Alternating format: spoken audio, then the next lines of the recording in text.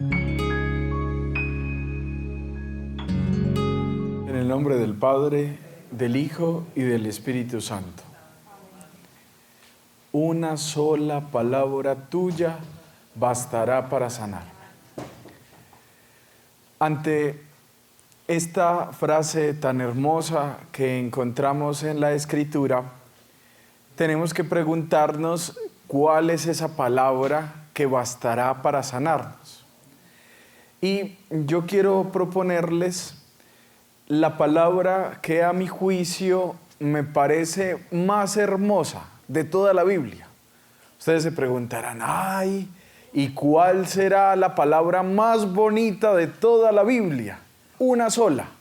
Él sane nuestra vida y sane también nuestra relación con Él, puesto que muchas veces tenemos en nuestra vida algunas circunstancias o algunas imágenes falsas de Dios y algunos de nosotros tenemos que sanar nuestra relación con Dios, puesto que muchas veces o le hemos reclamado o lo hemos visto como Él no es.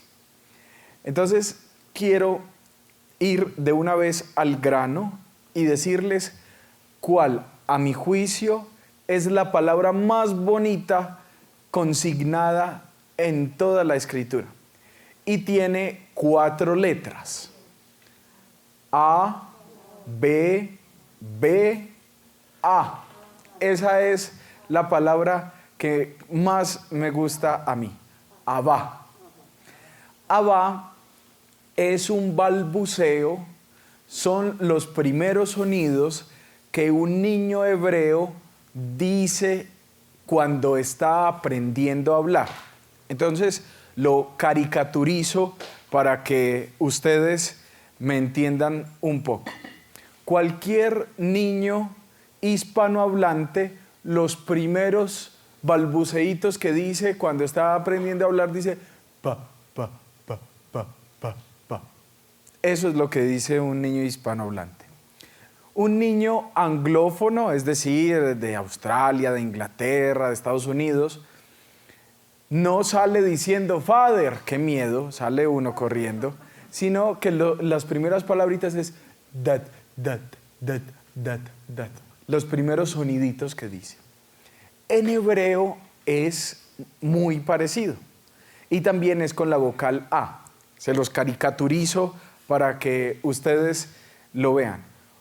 Lo primero que sale de un niño que escuche de sus padres el idioma hebreo es Haba, haba, haba, haba, haba. Y ustedes perdonarán esa caricatura que yo hago y esa cara de como de tontito que hago, pero nos ayuda mucho a entender y además es precioso, puesto que yo le escuché a uno de mis grandes maestros, el padre Alberto Ramírez, que es uno de los más grandes teólogos que ha dado América Latina, que estas son las primeras palabras pronunciadas por Jesús. Se los digo en versión chisme.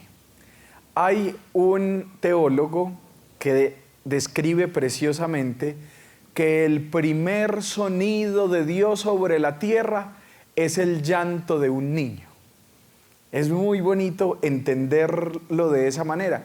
Nos remite y nos hace viajar inmediatamente al pesebre, a ese momento donde se escuchó ese sonido de aquel niño, que para nosotros es motivo de mucha alegría. A mí me gusta llamar la Navidad, me gusta llamarla el trasteo de mi Dios. Eso es una palabra pues muy popular, pero para otras personas puede ayudarles la mudanza de Dios. Si antes pensábamos que Dios vivía por allá encima de las nubes, pues en Navidad estábamos celebrando que Dios cambió de casa.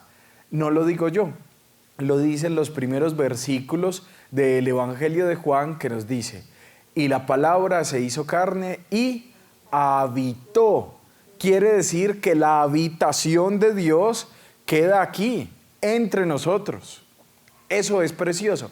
Y el llanto de ese niño nos recuerda ese momento privilegiado cuando se nos reveló que Dios ya no estaba lejos, ya no más, ya no más. Por fin, Dios entre nosotros.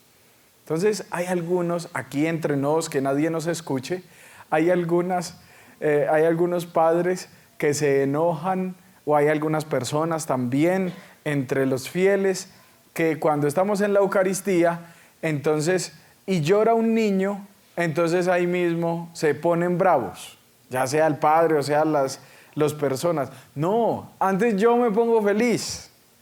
Cuando yo estoy presidiendo la Eucaristía y veo y siento que un niño está llorando, yo recuerdo ese momento. Es posible, esto nos ayuda mucho en la sanación interior, porque lo que nosotros estamos acostumbrados a entenderlo como algo malo, como algo incómodo, como algo que me molesta, en realidad yo debo entenderlo como algo bonito. Y eso nos ayuda muchísimo a perdonar y a entender de otra manera lo que nosotros consideramos como trágico. Entonces a nosotros, por el ejemplo, nos han enseñado desde niños que cuando un bebé llora, como que uno se incomoda y como que, ¡ay, qué pereza! Qué bueno sería que cambiáramos el chip y cuando sintamos el llanto de un niño, en lugar de sentir incomodidad o rabia, sintiéramos alegría, porque nos recuerda que el llanto de un niño, fue el primer sonido de Dios sobre la tierra. Esto me lo enseñó un teólogo que yo ni siquiera me acuerdo el nombre, porque no importa quién me lo haya dicho, sino la obra que haya hecho en mí. Entonces, claro, como yo recibí un ejemplo desde niño, que si alguien lloraba en la misa, entonces a uno ya se le dañaba la misa. Y cuando leí eso, uy, sí, el llanto tiene otro significado. Me recuerda ese primer sonido de Dios sobre la tierra. Y entonces ya me pone feliz. Y fíjense cómo solo una palabrita, una expresión puede cambiar la manera de yo ver las cosas. A veces necesito a alguien en mi vida que me diga, no eres una mala persona, no lo estás haciendo mal, mi Dios te ama mucho. Hay algunas frases que nos ayudan a tener una nueva perspectiva. Y precisamente de esa palabrita que a mí me ha ayudado tanto es que yo quiero hablarles en ese momento. Entonces, ya les conté el chisme. ¿Cuál es el primer sonido de Dios sobre la tierra? El llanto de un niño. Y ahora quiero contarles el chisme también. Hoy vamos a aprender cuál fue la primer palabra que pronunció Jesús. Abba. Puesto que todos los niños hebreos dicen esos balbuceos, esos sonidos, esos tonos en su voz cuando están aprendiendo a hablar. Y Jesucristo, Dios y hombre verdadero, como hombre verdadero, aprendió a hablar de esa manera. Y lo primero que salió de la boca de Jesús es Abba, Abba, Abba. Entonces les decía, el padre Alberto Ramírez siempre dijo que Jesucristo se refirió a Dios siempre con esas palabras, siempre, Abba. Lo llamó así a lo largo de su vida. Y en esa expresión se cumplió lo del Salmo 8. De la boca de los niños de pecho ha sacado una alabanza para nuestro Dios. Imagínense, con una palabrita tan sencilla que todos nosotros hemos pronunciado, de ahí Jesucristo nos reveló el verdadero rostro de Dios. Un Dios cercano, un Dios que no hay que tenerle miedo, un Dios tierno, un Dios que me cuida, un Dios que me ama como verdadero papá. Aquí quiero hacer una salvedad. Nosotros aquí pues entre nos, como les digo, nosotros llamamos a Dios de una manera muy formal, como muy protocolaria. Con esto les estoy diciendo que la primera palabra del Padre Nuestro no debería ser Padre, así como con ese respeto, como con ese protocolo, puesto que en la vida cotidiana nadie le dice Padre al progenitor, al que lo ha cuidado, sino que uno le dice papá o papi, o me gusta mucho la expresión apá. Apá, que es una expresión con que nuestros ancestros han llamado siempre al papá, apá, y se parece mucho a abá. Entonces, tenemos que reconocer que en nuestra fe tenemos una herencia de la Edad Media donde había mucho protocolo. Por ejemplo, un príncipe, ¿cómo se refería a su papá rey? Padre. Entonces, con ese mismo respeto, hemos traducido el Padre Nuestro. Pero en realidad, se los digo con toda verdad, Jesucristo siempre se refirió a Dios con este sonido, Abba, y no un sonido tan protocolario como en latino, en griego, pater, no, algo más cariñoso, algo que lo dicen los niños cuando están aprendiendo a hablar. Entonces, en inglés sería que Jesús no le dijo father, sino dad. En español, no es que le haya dicho padre, sino apá o papá. Y esto nos ayuda a aliviar un poquito esa relación que tenemos con Dios, que a veces es de mucho respeto, de mucho protocolo, y fundamentalmente Dios nos ama como lo que somos, sus hijos, y tenemos que tener plena confianza de referirnos a Él. Entonces, algunos utilizamos unos lenguajes muy rimbombantes y muy floridos para referirnos a Dios. Y creemos que entre más palabras rebuscadas usemos, como que Él más nos escucha. Y resulta que no. Dios le es agradable a sus oídos aquella oración que sale de un corazón sincero. Y es importante que nosotros entendamos que nuestra relación de Dios tiene que ser confiada. Ahora, ¿por qué a veces no es así? Esto tiene un origen psicológico. Cuando Jesús nos dijo que Dios era papá, inmediatamente nosotros hicimos una asimilación inconsciente de tratar de comparar con la imagen paterna que yo tuve en la tierra. Me explico. Santa Teresita del Niño Jesús tuvo el mejor papá que ella pudo tener.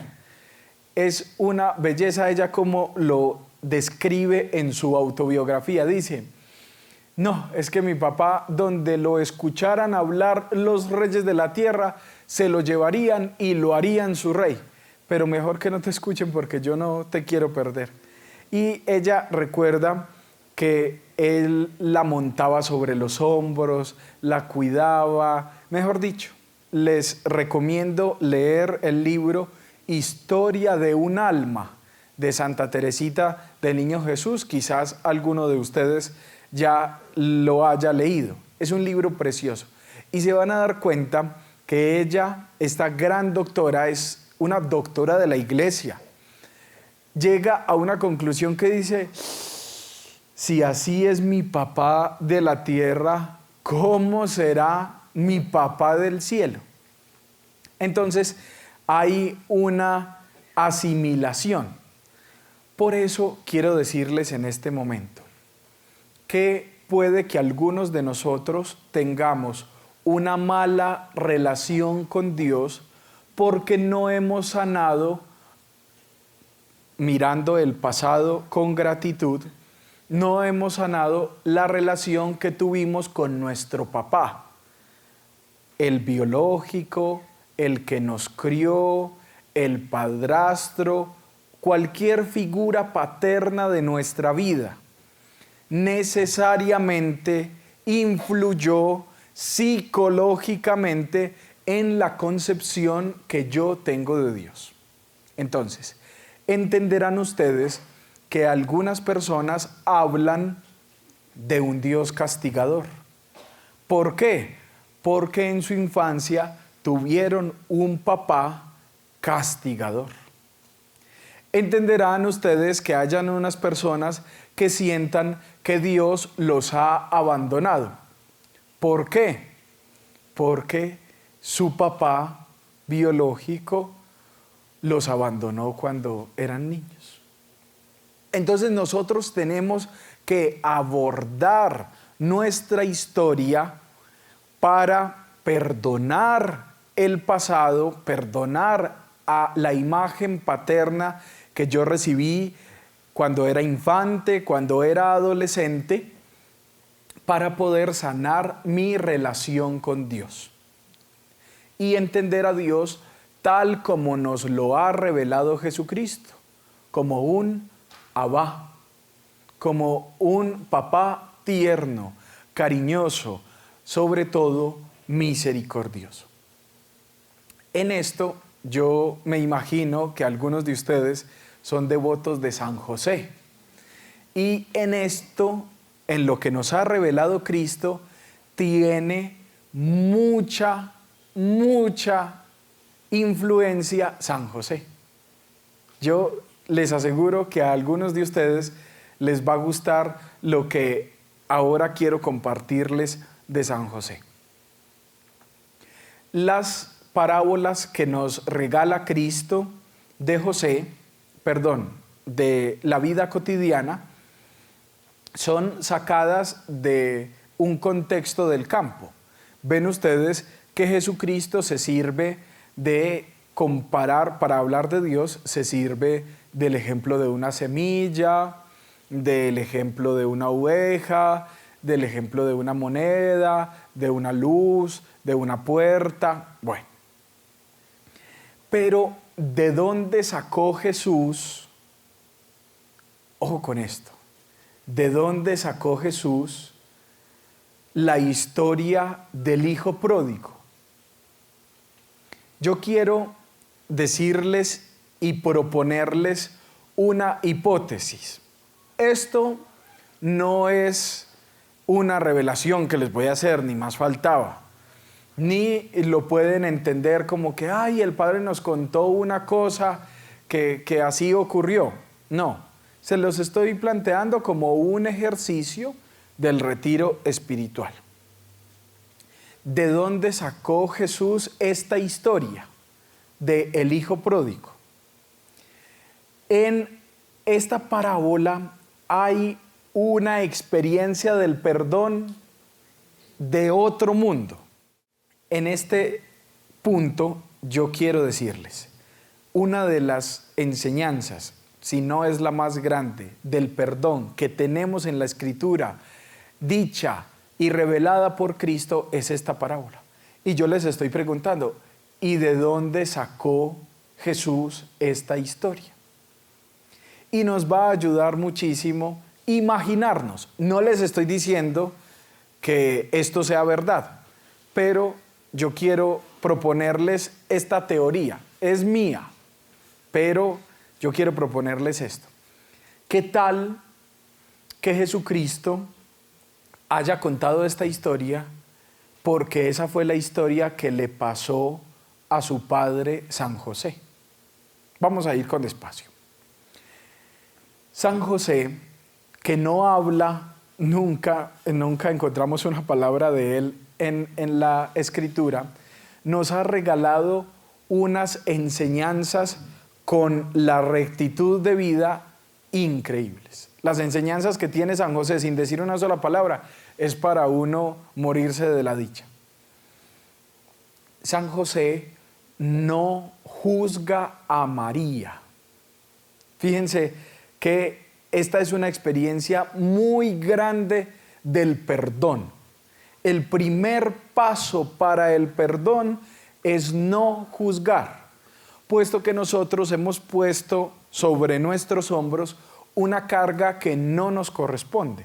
le hemos usurpado, le hemos quitado un trabajo que solamente le corresponde a Dios. El único que puede juzgar es el único que es bueno.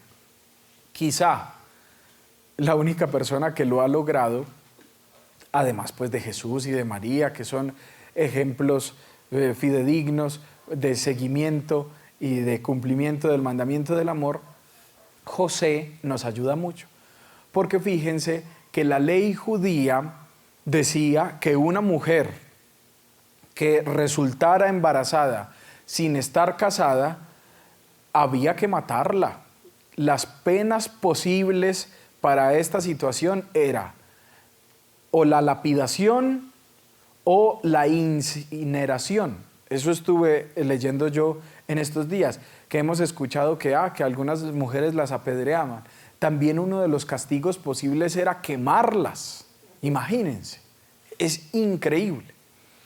Entonces, José, por amor, puesto que Dios es amor, no juzgó a María, la protegió.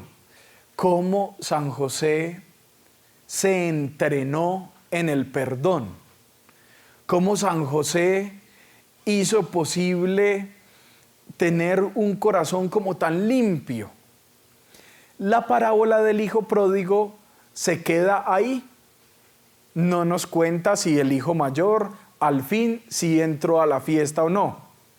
No nos cuenta si el hijo menor cambió de vida o no. No nos cuenta si el papá murió o qué. Porque nos lo deja a nosotros para de pronto imaginarnos cosas que nos ayudarían a nuestra fe. Yo quiero proponerles esto. ¿Qué tal si de pronto San José era el hijo mayor de esa parábola? Es decir, esa historia de que el hermano de José le pidió la mitad de la herencia y que se fue y se la gastó en pecados y que regresó a la casa y que el papá lo recibió, transformó, insisto, esto es un cuento que yo les estoy echando, una imaginación, una teoría, pero de pronto nos ayuda. Transformó al hijo mayor y lo impactó de tal manera que dijo: papá, o sea, el papá de José, papá, ¿cómo hace usted para ser tan bueno? Y que ese impacto que le causó ayudó a que ese hijo mayor transformara su vida y que de ahora en adelante quisiera ser como el papá, un hombre dispuesto al perdón, el más rápido para el perdonar, el corazón más generoso. Eso es para decirles, a mí me ha ayudado imaginar que esta historia de el Padre misericordioso se la contó José a Jesús. Con esto les estoy diciendo la influencia preciosa que tuvo San José y la Virgen en la vida de Jesús, que nos ayudaron a tener la imagen psicológicamente más sana que tenemos de Dios. La imagen psicológicamente más sana que tenemos de Dios nos la ha revelado Cristo. Y en esto tienen mucha culpa San José y la Virgen, que le propiciaron a Jesús un ambiente lleno de amor. Con esto les estoy diciendo que Jesús tuvo que haber dicho unas palabras parecidas a las de Teresita del Niño Jesús. Si así es mi papá adoptivo, si así es mi papá putativo, como dice la novena de Navidad, si así es José, ¿cómo será el Abba? Y por eso a Jesús le quedó muy fácil referirse de la misma manera que se refería a José, porque Jesús le decía a José, Abba, Abba. Le quedó muy fácil referirse con esas mismas palabras a Dios, puesto que entendió que Dios superaba la bondad de su papá José. Entonces, yo esto lo entendí en mi proceso formativo, en mi proceso de perdonar mi pasado, y yo tuve la fortuna, no es por chicanearles pues, pero yo tuve la fortuna de tener un buen papá. Mi papá es un hombre generoso. Él llegaba a la casa con bultos y con cajas y con mucho mercado, y tenía expresiones tales como hágale que llegó donde había, hablando de la comida. Y eso tuvo sus consecuencias, pues, pero yo entendí, gracias a mi papá, que es generoso, y yo tengo una imagen de un Dios generoso, de un Dios providente, de un Dios que no me maltrata. Esas son cosas que yo he tenido la oportunidad de agradecerle a mi papá. Yo le he contado esto a mi papá y le he dicho, pa, ¿sabes que vos tenés mucha culpa en el Dios que yo predico? Puesto que vos fuiste un buen papá para mí. Sin embargo, algunos de quienes estamos haciendo este retiro, quizás no tuvimos un buen papá. Quizás, como les estaba enunciando ahora, tuvimos un papá ausente, o un papá maltratador, o un papá grosero, o un papá al que no se le podía hablar, o un papá al que yo le tenía más miedo que otra cosa. Y necesariamente esto ha influido en mi vida de fe. Y hoy el Señor nos regala esto para que nosotros nos demos la oportunidad de sanar. Por eso tenemos que entender en todo su significado lo que traduce la palabra Abba. Y creer en lo que nos revela Jesucristo para perdonar a la imagen paterna que yo tuve cuando me criaron. Pero llegamos a un momento precioso. Mucho cuidado aquí, porque yo sé que algunas caras tristes en este momento ahora sí van a sonreír. La Escritura no solamente compara el amor de mi Dios con el amor de un papá. Yo quiero decirles algo que es filosófico y espero que no me malinterpreten. Voy a decirles una frase impactante y ustedes me van a mirar con sospecha, pero después van a entender hacia dónde voy. Yo quiero decirles que filosóficamente Dios no es varón. Y entonces ustedes me empiezan, aquí en ese punto es cuando ustedes me empiezan a mirar como que, ay no, definitivamente nosotros no debimos haber presenciado este retiro porque me están llenando de muchas dudas. Quiero decirles que cuando Jesucristo nos dijo que el nombre de Dios era Abba, no nos estaba revelando el sexo de Dios, es decir, que es masculino o femenino, sino que nos estaba revelando la calidad del amor de mi Dios. Ustedes se imaginan la calidad del amor de mi Dios, que Jesucristo lo compara con el amor del papá que él tuvo, porque él tuvo un papá muy bueno. Nos hemos dedicado a hablar muchísimo en este momento de San José. Pero aquí viene lo bonito. Si algunas personas que están escuchando estas palabras no tuvieron un buen papá en su niñez, en su juventud, durante su concepción, hay que decirles con toda la fuerza de la Escritura que Dios es mamá. Y esto nos llena de profundo gozo, porque algunos de nosotros la imagen del amor más puro que hemos conocido es el amor de una mamá. Y qué bonito escuchar de parte de mi Dios que yo te amo más que tu mamá, que yo tengo un amor más grande que el de tu mamá. Con esto estaremos sanando. Si algunos de nosotros tenemos conflictos coherentes con nuestra historia, con esa imagen paterna que de pronto nos hizo daño. Y nos hace mucho bien dejar de imaginar a Dios como un viejito barbadito, barbiblanco, y verlo más bien como una persona con un amor absolutamente maternal.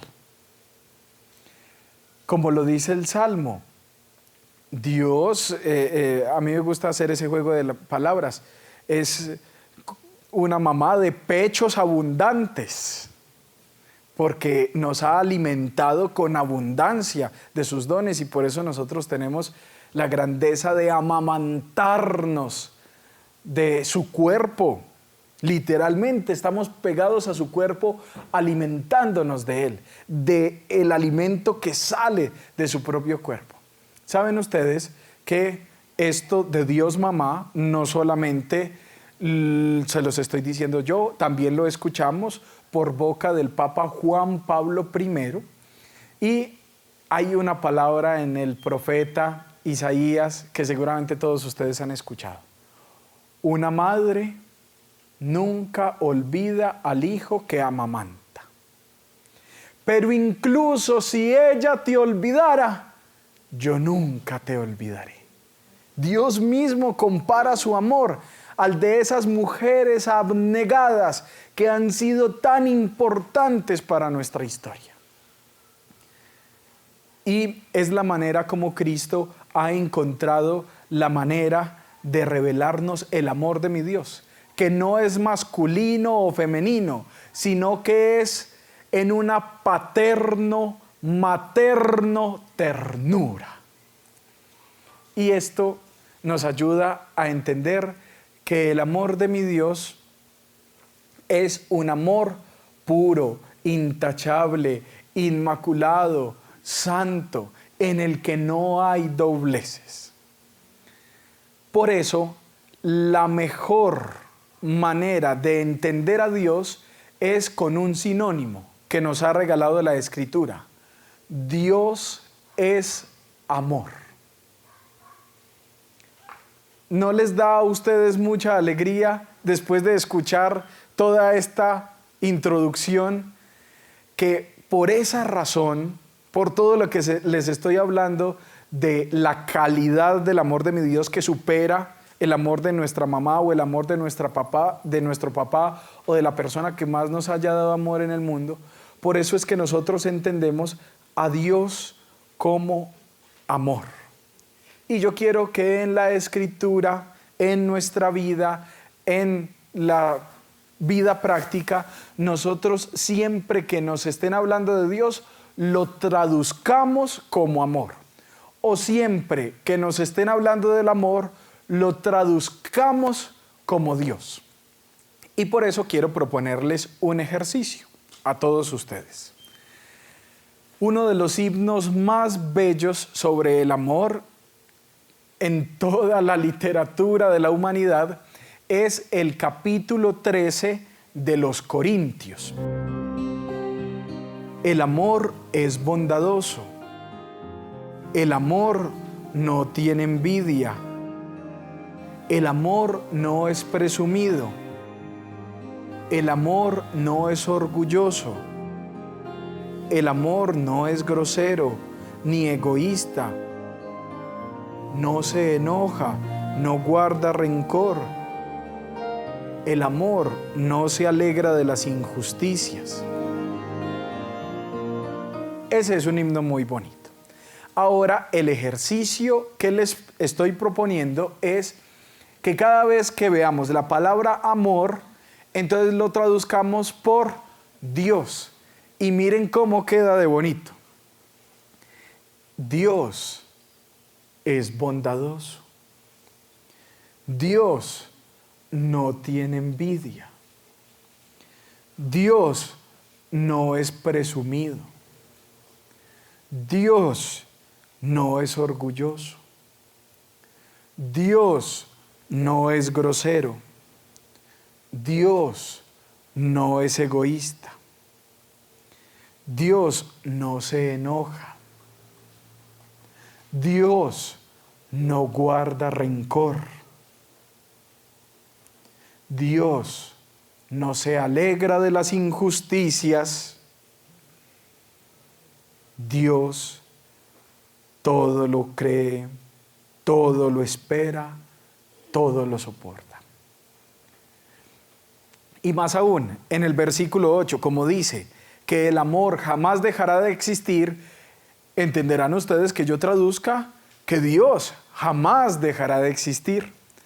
Y en el versículo 3, si yo no tengo amor, no soy nada. O sea, que si yo no tengo a Dios, no soy nada. Este himno nos va a ayudar muchísimo a nosotros perdonar si de pronto en algún momento hemos entendido que Dios se enoja de cualquier cosa, que Dios es grosero, que Dios se alegra de las injusticias, porque en la práctica nosotros en la vida le hemos hecho reclamos así. Voy a decirles una frase dura. Quiero darles durito un momentico. Algunos de los que estamos realizando este retiro hemos dicho una herejía. La herejía es que en algún momento de nuestra vida hemos dicho que Dios no es bueno. Y esa es una de las verdades de nuestra fe, que Dios es bueno. Entonces hay algunas personas que dicen, ay, ¿será que esto es castigo de mi Dios? Tienes una imagen distorsionada de Dios, que no se alegra de las injusticias, que no se engríe, que no es altanero, que Dios no es orgulloso, que Dios no tiene envidia. Por favor, yo se los pido de rodillas, creámosle a Cristo, por favor, creámosle a Él. Porque es que el demonio de muchas maneras ha tratado de engañarnos y ha tratado de decirnos que Dios no es bueno. Y sí lo es, se los juro. Padre, no jure que eso es pecado, no. Se los estoy diciendo es con toda la verdad del Evangelio, que sí, que Dios es bueno. Que Dios no es como esas personas que te han maltratado, que Dios no es como esas personas que te humillaron, que Dios no se alegra de las cosas malas que te pasen. Antes te está bregando a sacar de ahí, te está ayudando a sanar. Pero para eso, para que tengas una más sana relación con Dios, Él quiere que tú pongas de tu parte perdonando tu pasado. Solamente hasta que nosotros nos demos la oportunidad de dejar de juzgar a esas personas que nos hicieron daño, hasta ese momento nosotros estableceremos una relación más sana con mi Dios. Lo primero es el perdón, antes que la enfermedad física.